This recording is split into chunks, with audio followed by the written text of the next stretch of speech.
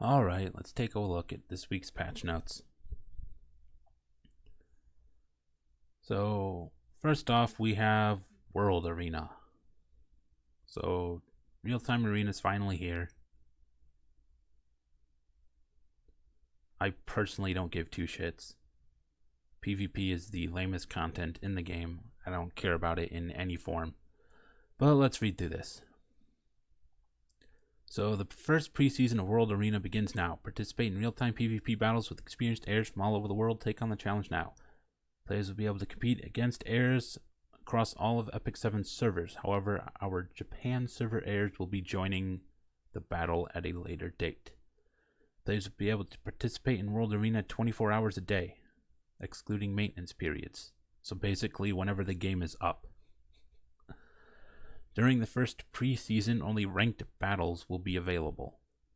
If any major issues are discovered during the first preseason, access to World Arena may be temporarily suspended. There's rankings. Great, who cares? So you have to be account level 60. No currency will be required to enter the first preseason. So just fucking go nuts with it if you want. You must have at least 10 different eligible heroes in order to participate in World Arena. Please note that heroes that have completed a specialty change and the same hero that has not completed the specialty change will be considered the same hero.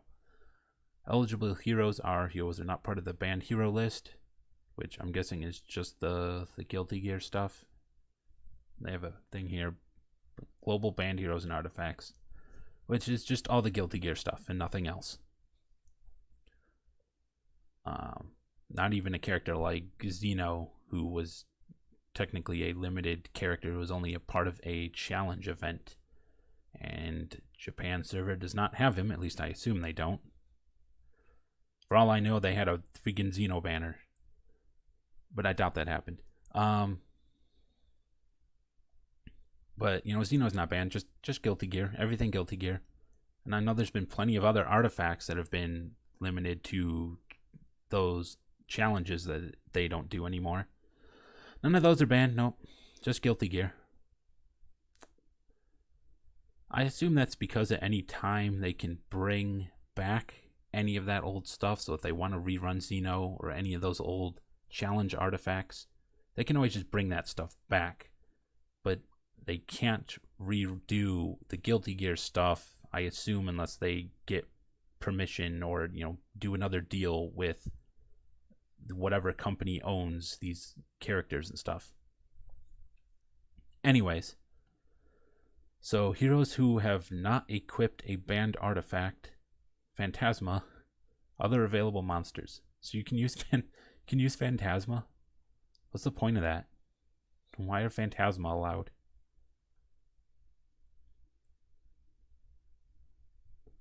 So ineligible heroes is banned heroes and heroes with banned artifacts. And then penguins. What? So penguins are banned, Phantasmas are not. Is there any reasoning or logic behind that? Like, let's just move on. I don't need to dwell on that. Who cares? Global banned hero cannot participate. Global banned artifact. Heroes with the artifact cannot participate. Blah, blah, blah. In order to participate, you must go to Arena, World Arena. Great. So I have one more thing I have to click on just to go into Arena to do my NPC battles every day. In World Arena lobby, the 4 most recently used heroes in World Arena will be displayed. Players can view their rank information, victory points, and win rate. And the right menu, the main menu of World Arena will be available. In the first preseason, only ranked battle will be available. So, no friendly battles. Why that's not available at launch? Who knows? Who cares?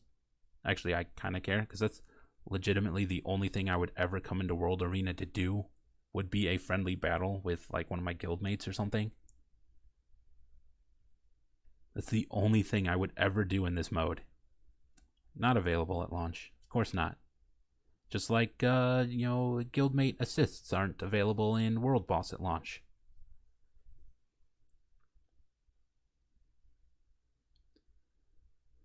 Players will be added to a waitlist when they tap Find Opponent find... Bleh. Players will be added to a waitlist when they tap on Find Opponent button in the Rank Battle lobby. If no match is found, you can cancel the queue registration by tapping the Cancel button. Players will not be able to perform any other action while they wait to be matched. You better hope you find someone. You don't want to be sitting here for 10 minutes. Once the match process is completed, heirs will be able to see their opponent's basic information, such as nickname, server, ranking, victory points, and rep hero. Okay.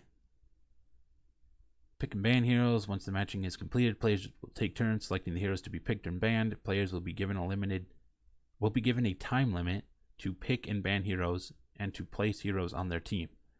The heir that will select the first hero will be chosen at random. So players will have 30 seconds to pick each hero. Players take turns to select 1 to 2 heroes. Each player selects 5. Players cannot select the same hero. Players can only pick heroes that they currently have. And it goes 1, 2, 2, 2, 2, 1. So it basically works exactly like League of Legends pick phase. Ban. 30-second time limit. Select an opponent's hero to ban. The banned hero cannot participate in the match. Players must tap the OK button after selecting a hero to ban. If you do not tap the OK button after selecting a banned hero, your selection will not be applied. And there's just an and at the end of that for some reason. Players will place 4 heroes, excluding the banned hero, into a team formation of their choosing. That seems kind of dumb that if you pick a hero to ban and you don't hit OK, then it just ignores your ban. I feel like if the time runs out and you've picked something but haven't hit OK, it should just lock it in at the end of the time limit. It shouldn't just ignore it and pretend you picked nothing.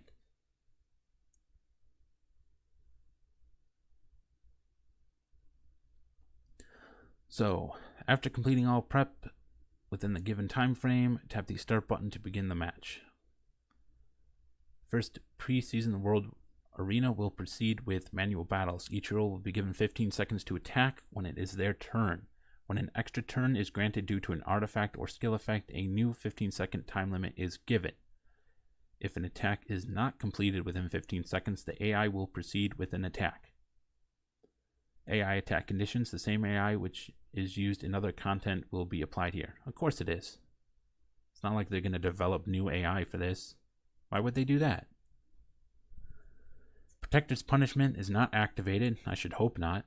Battle Frenzy will activate after a set number of turns once the battle begins in World Arena. Battle Frenzy. If the battle drags on for too long, Battle Frenzy will activate and affect all heroes, increasing damage dealt while decreasing max health and healing. Can be activated up to 9 levels. So I guess they got to do something to prevent people from just running stall teams. Players cannot use Guardians or supports. Soulburn can be used in battle. When an opponent uses Soulburn during battle, a blue effect will be displayed. A team that defeats an opposing team and still has more than 1 hero alive after will win the match. If all heroes die simultaneously due to reflected damage, the match will end in a draw. If the match is over 30 minutes long, it will end in defeat. Now, I wonder, is that the only way for a fight to end in a draw? I can't think of anything off the top of my head that would cause everyone to die at the same time.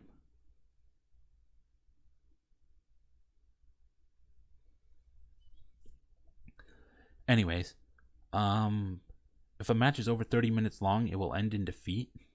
Wait, what? The match is over 30 minutes long, it will end in defeat. What, for both players? You just both automatically get a defeat if it goes 30 minutes?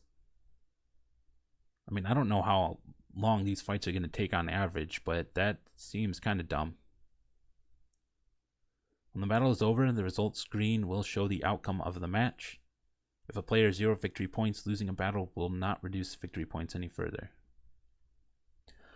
Opponent matching rules. When you enter the queue, an opponent will be found based on your victory points. As time passes, the range of victory points is increased as an opponent is found. If an opponent is not found within the time limit, the queue registration will automatically be cancelled.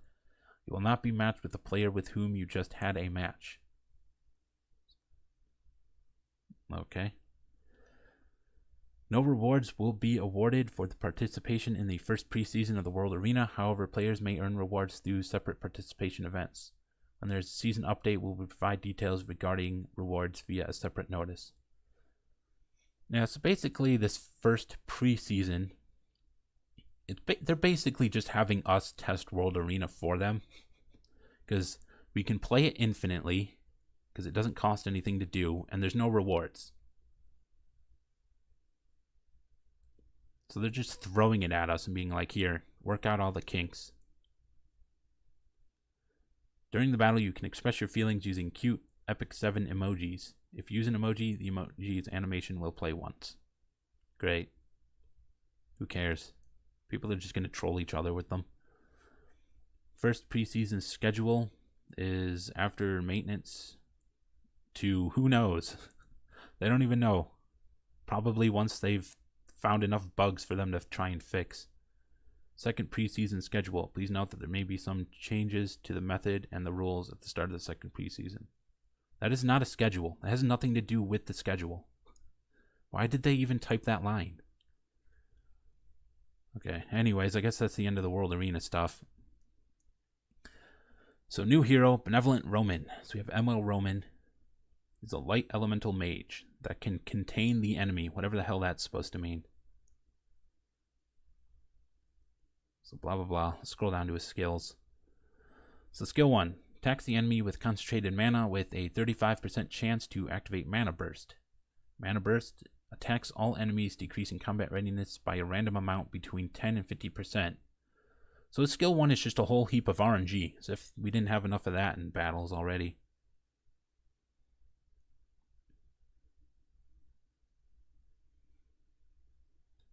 So skill 2 reduces the effect of decreased combat readiness debuffs inflicted on the caster by 80%, and that can go up to 100%. So we can't have his readiness decreased.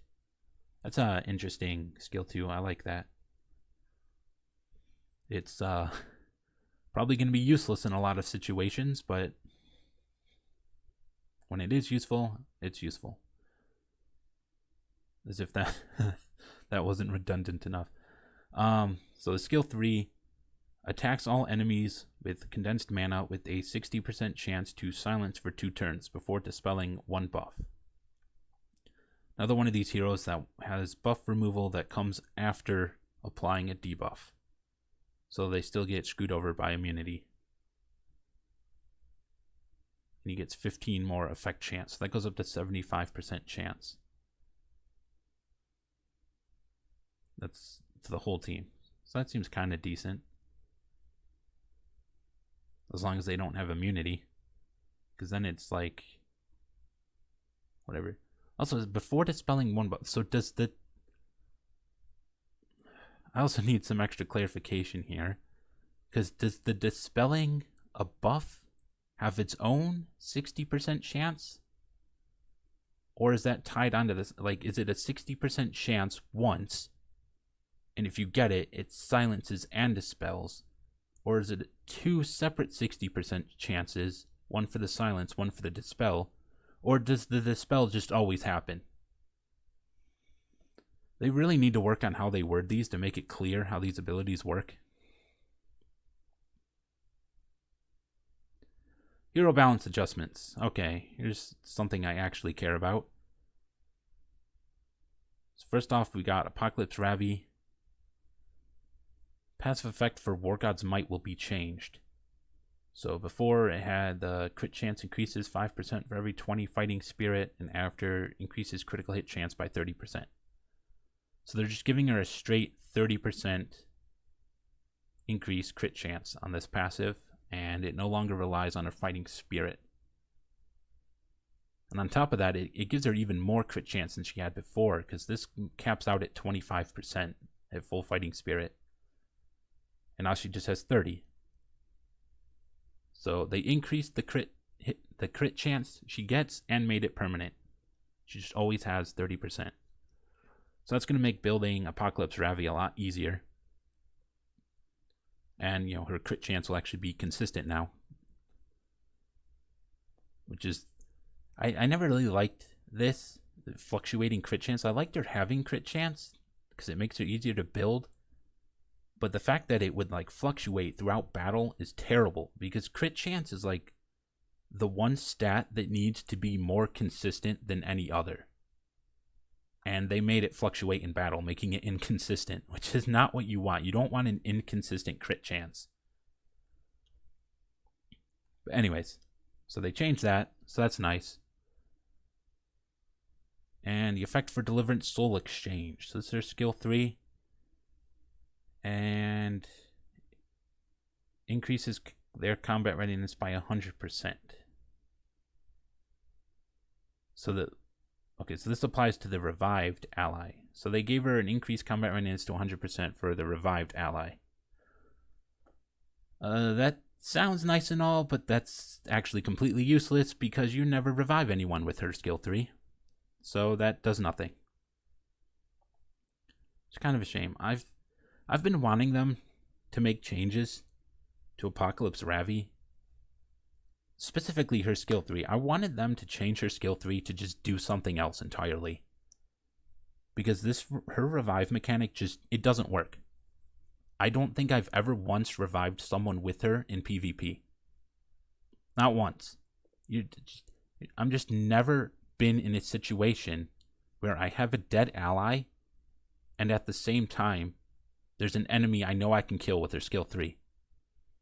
That's like waiting for the stars to align. It never happens. So her revive is completely useless. So buffing her revive effect does nothing. That does nothing. So they buffed her skill 2, and they did nothing with her skill 3. That's nice, but it's not what I was hoping for with Ravi. They need to give her skill 3 something else that has nothing to do with her revive mechanic. Anyways, Kisei. So we're finally getting that Kisei buff we've been waiting for ages. So skill description for Full Moon Scythe will be changed to match the game effect. So damage dealt increased by 70% when target is covered by a barrier is now just when the target is buffed. And barriers are buffs, so they basically just made it so that she gets that 70% bonus damage in more situations.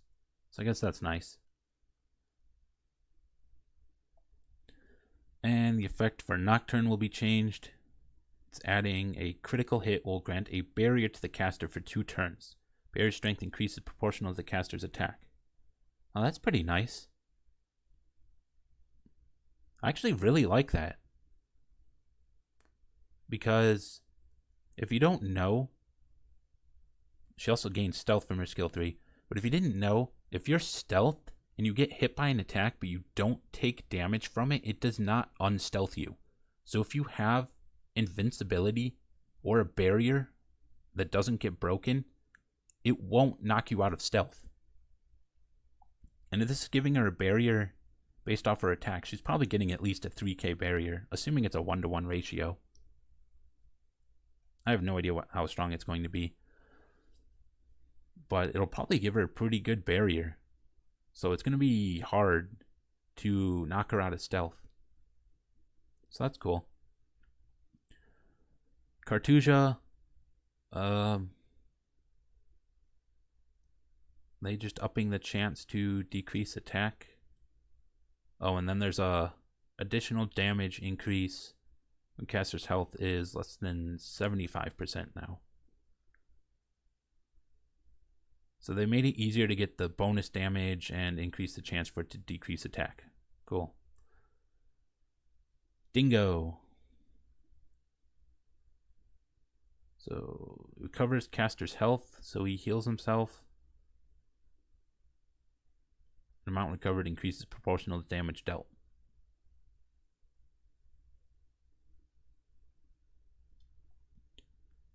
And then provides all allies with a meal, dispelling all debuffs, and increasing crit chance. So he now applies a crit chance buff to his allies. With his, I think that's his skill 3. So that's cool. Krau and Noble Oath drop rate up. Okay, so we have a Krau banner for anyone who wants Krau. Pet improvements and other adjustments. Oh, we're getting some pet improvements, you say. Heirs, it is with regret that we have to inform you that we have postponed the release date for the daily pet achievements that were scheduled to be added within December. As announced in our developer notes, we will carefully review this content and do our best to ensure that what is added is up to par with our heirs' expectations. Okay, first of all, I have no idea what they're talking about with daily pet achievements. I don't remember them ever talking about that. Maybe I missed that somewhere in one of their dev notes, because I do read the dev notes. I don't remember them ever mentioning daily pet achievements. I have no idea what that is. Secondly, at this point, I seriously doubt they care about their content being up to par with our expectations. It's clear they don't.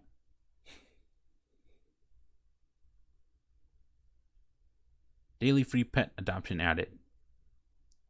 Okay, so they added a daily pet adoption. This definitely should have been there from the start, so that people could actually like slowly progress their pets. Because I have not done anything with my pets since the day they launched. Launch day, I messed around with them a bunch. You know, I even spent some money to buy some more pet tickets, get more pets, and I synthesized them and whatnot. Since then, I haven't done anything with them. Whenever they've given out pet tickets, I'll summon new pets. And I've been raising my affinity, or whatever it's called, with the main pets that I use. But other than that, I haven't done anything. I haven't been like synthesizing my pets or leveling them up or anything. Because we don't get enough to do anything with them. Like, it's the only time I've summoned more pets since the first day is when they give out more free pet tickets. I haven't spent any additional money on pets.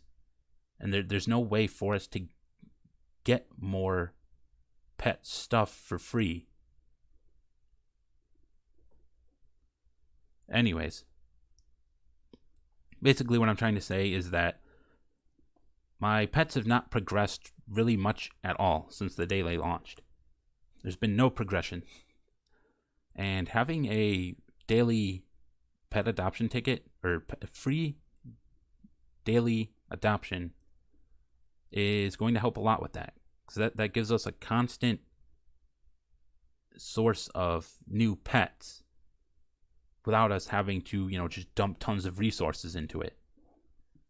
So that, maybe our pets will actually be able to progress over time. Anyways, a notification mark will be displayed above the pet icon when there is a free adoption left. Pet lobby adjustments. The location of the pet store has been moved to the pet house. So it's just not in the shop anymore. I'm fine with that. Background pack buttons that used to be in these locations can be accessed by touching the icon next to the pet shop button. The synthesize button will be removed from the pet lobby. So I guess you have to actually go into the pet upgrade menu, or whatever you want to call it, to see that. Time required to collect lobby type pet gift reduced. So it's once every 22 hours. This is important change because anything that you're going to have on a daily timer, you should never put anything on a 24-hour timer. If you want to have something that's done daily, it should be something that resets every day at a specific time and not be on a 24-hour timer. Because the problem with 24-hour timers is that the time when you can use whatever this thing is going to get later and later every day. Because you have to wait until you accessed it the previous day until you can do it today.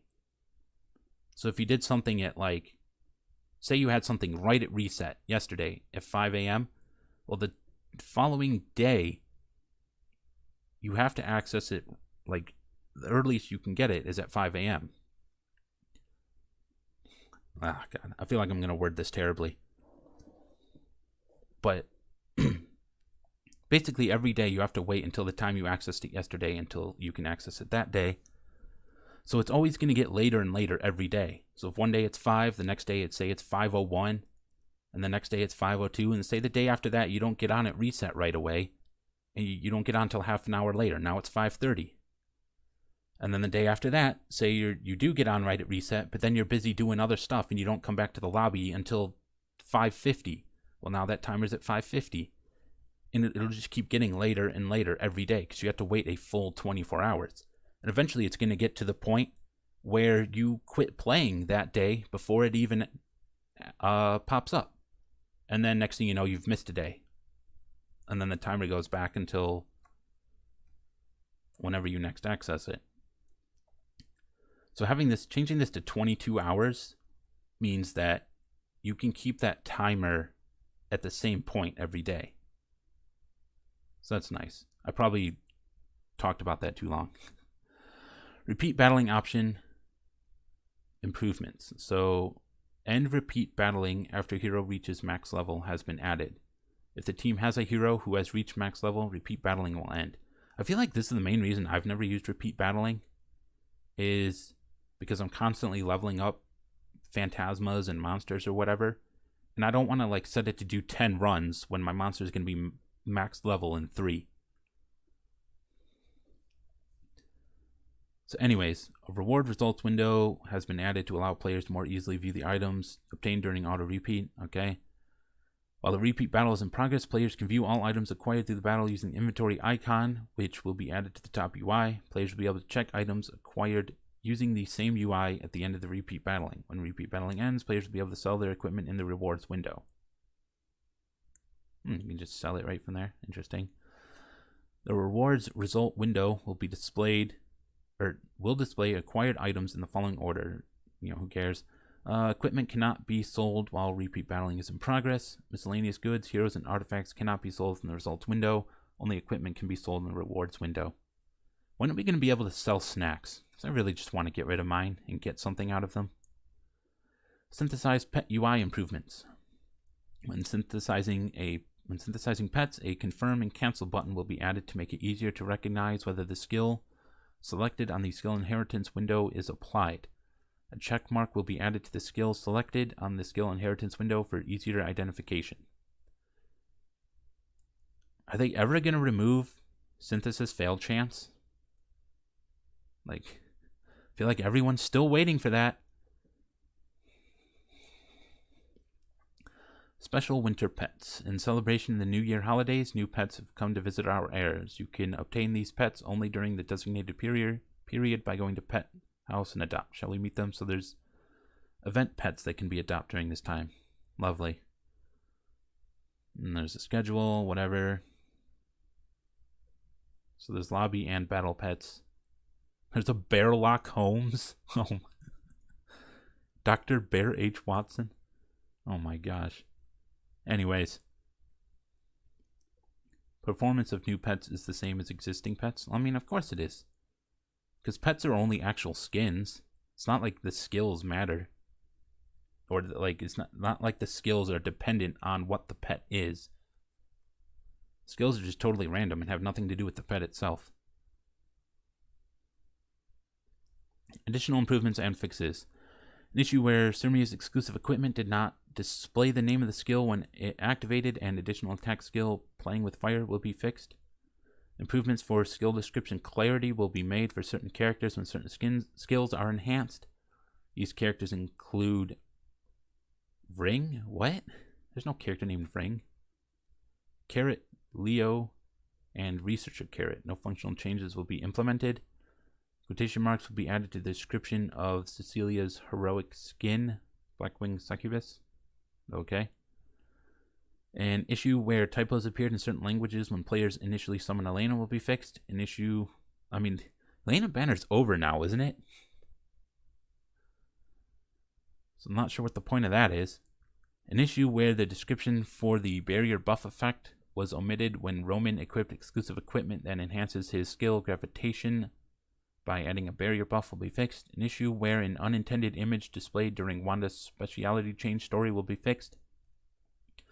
An issue where Bloodblade Corinne's passive skill Cursed Sword did not activate immediately, even if Bloodblade Corinne's health was not at 100% at the start of the stage, will be fixed. You know what would be nice? Is if they changed the intervals in which her passive skill works. because her passive skill that increases her stats based on her missing health only works in intervals of 25%. So you have to be missing 25% health before its first buff goes into effect, which is freaking terrible because her skill 3 only drains 20% of her health. So if you skill 3 and say kill something and get her extra turn, and you're missing 20% of your health, assuming you started with full, you don't even get a bonus from your skill 2 yet,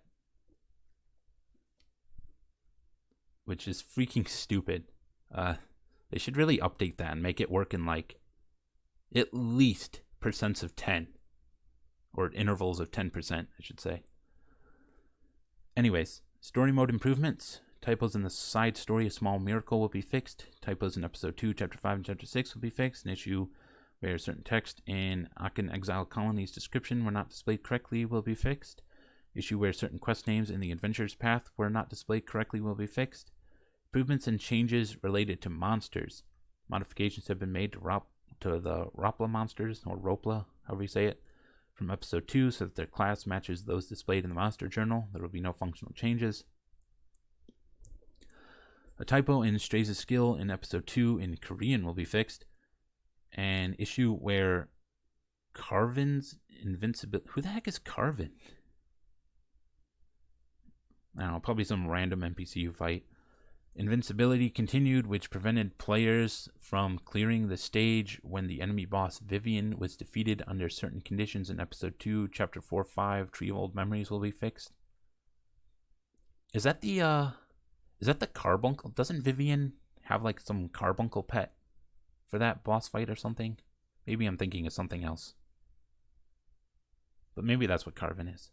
Anyways, issue where the boss Vivian's mystical creature skill displayed an incorrect skill icon will be fixed.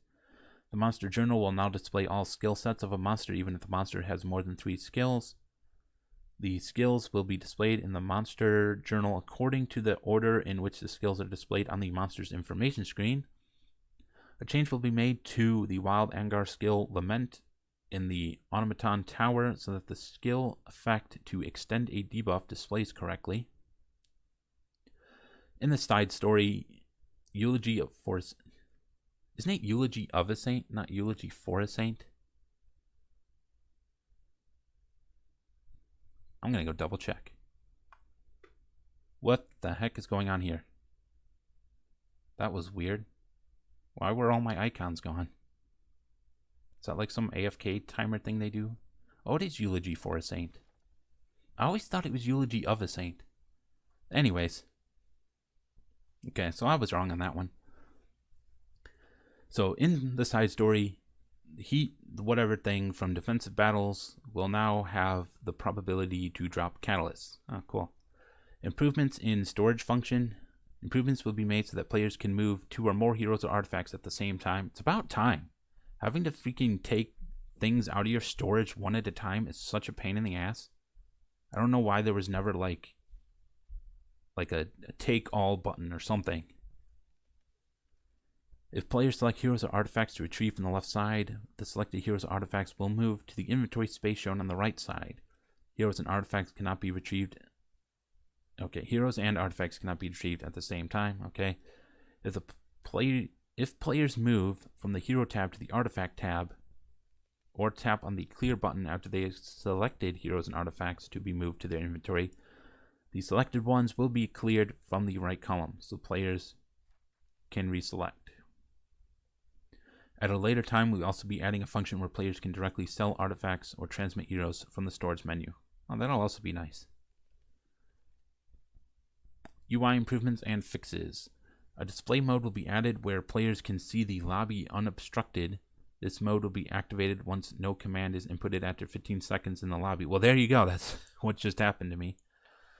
Upon activation, all UI in the lobby will temporarily disappear so that players can have a clearer view of the lobby and their heroes so that they can take better screenshots. Okay. And I feel like this is going to be more of a nuisance than anything, especially if it's only 15 seconds. Because, like, how do you clear it? Oh, I wasn't back in my lobby. Because does that mean I'm just, like, if I'm just look away for 15 seconds and I come back to the game, I have to do an extra click just to make all my stuff appear again? Because that's definitely going to be much more of a nuisance than anything. What they should have done is just put an extra button somewhere to just hide all of the UI. Like, why in the world would you make it an automatic thing? That's just really stupid. They should have just made this a button where you can just turn it off when you want to. An improvement will be made so that a notification will appear in cases in which players acquire equipment or artifacts via a merchant from the shop, the secret shop, the pop-up shop, their mailbox, or dungeon. Okay. An improvement will be made so equipment chests that have a select option can more easily be seen. Conquest Point shops will display arena equipment categorized according to their season. Interesting. So they're just grouping everything together like this, I guess. And still going with these stupid ass names, so you're not going to be able to tell what the hell is what. Equipment for current season will not be categorized and will be listed at the very top of the screen. Oh, okay. Equipment for previous seasons will be categorized under the current season's equipment, starting from Season 1 equipment. So I guess if they're in order, the top one you'll know is Season 1. Even though they should just call it Season 1 so that you're not confused. In situations in which players have purchasable equipment for different seasons, the number of purchasable equipment will be shown in the list. Improvements will be made so that the scroll section remains in the same location even if there are changes in hero and equipment inventory or storage. Improvements will be made so that players can view their main rewards from specific contents from the obtainable rewards section. A new category, ingredient heroes, will be added to Side Story Exchange. Penguins and Phantasmas will be added to this category. An issue where an artifact's detailed description was not displayed in certain situations will be fixed.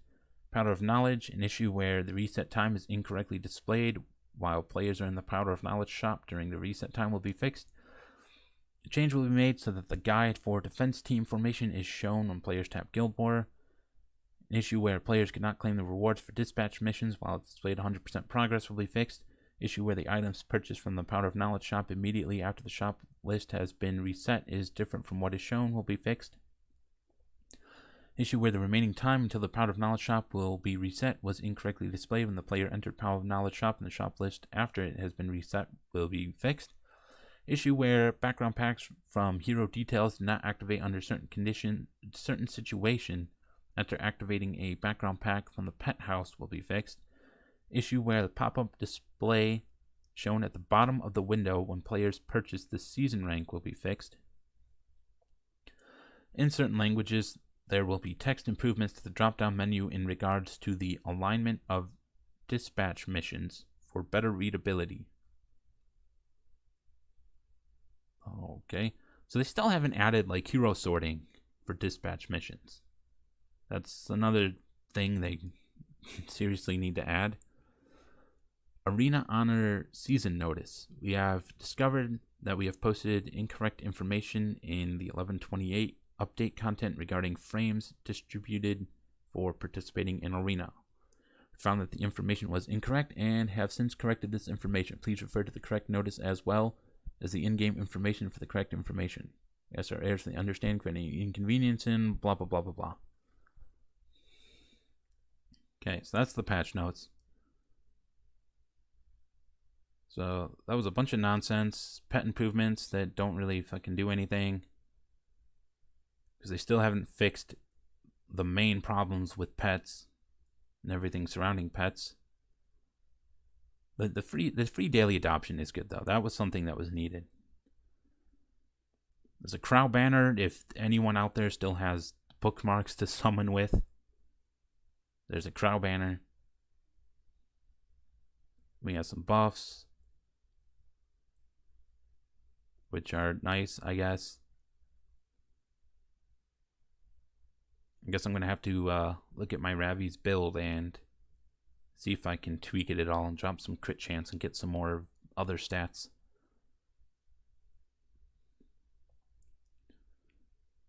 So we have an ML Romann. I don't really know what to think about him. His skill 1 seems really good because it can activate an extra attack and do all this extra stuff. Super RNG and super annoying and dumb. But his other skills don't seem that great. And then, World Arena stuff, which I don't care about at all.